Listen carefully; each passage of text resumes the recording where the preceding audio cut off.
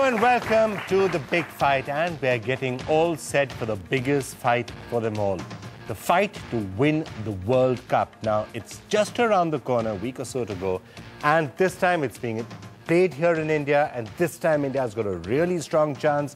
This time India is the favourite, but is India going to do it or not?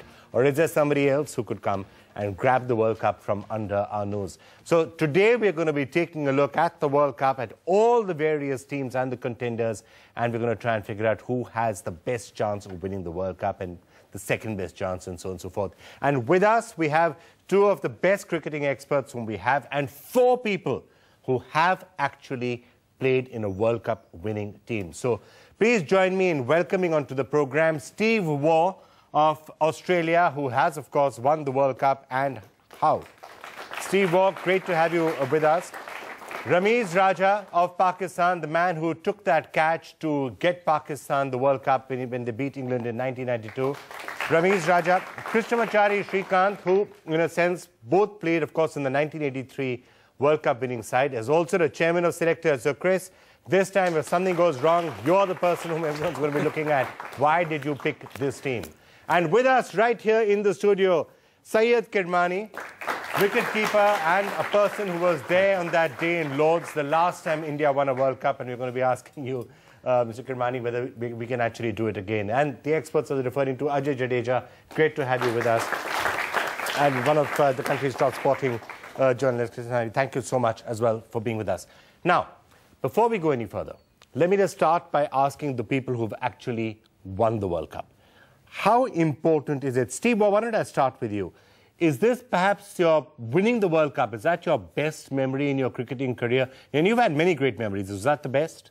Well, of course, 87 World Cup, winning in Calcutta, Eden Gardens, 90,000 fans, mostly supporting us because we'd beaten Pakistan in the semi-final and England had beaten India. So all of a sudden we had all this new fan club on our side, and playing in a great venue with a full crowd and winning against the odds, were one of the outsiders, was a great moment for me. And then being captain, to have to win 7 games in a row to win the World Cup, against adversity really, and we played our best game in the final after 2 great games against South Africa.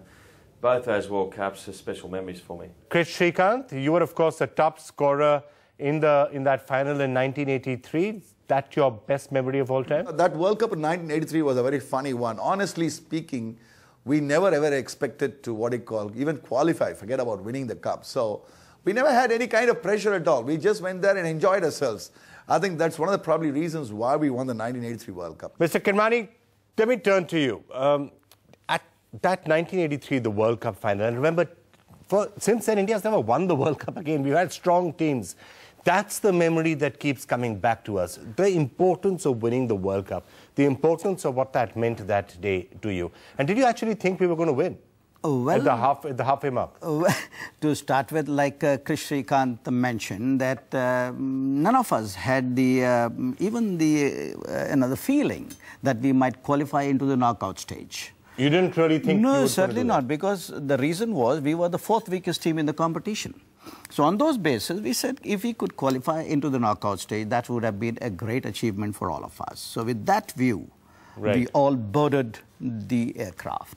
And from there on, the very first match, that was a very crucial match for us. We had nothing to lose, and we faced the world champions. You, in a sense, you're echoing what Srikanth was saying, that the pressure wasn't there. You were just playing to enjoy.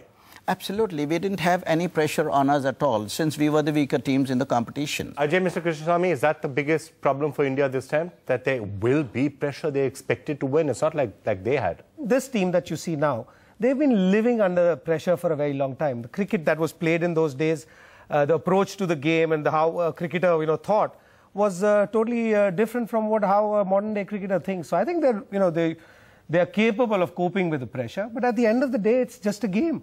I mean, like he said, they beat the world champions at that moment in the first game and in the finals. They were probably a better side, and I'm sure he would agree as well. So it can happen. India at the moment is the best team. It's a very good team. But at the end of the day, at the end of the day, who knows? Pressure? You know what? Of course, certainly. Ajay said something very nice. Or is it nice? He says, it's only a game. But if you ask any one of these people here, it's no longer the game. If you ask the media, there was one channel at that point of time. BBC didn't even cover that great match of Kapil Dev. But right now, there's hundreds of channels here, thousands and hundreds of thousands of hours being just devoted to this. Obviously, there's so much of pressure. There's so much of money riding. You know, the marketing managers are as scared as the players of failure in this world. It's not just